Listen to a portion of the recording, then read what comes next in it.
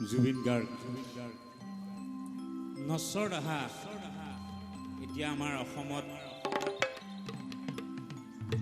যিকোনো ঠাইতে তেখেতক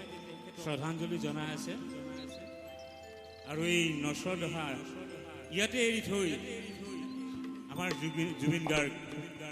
স্বৰ্গলৈ গতি কৰিছে জুবিন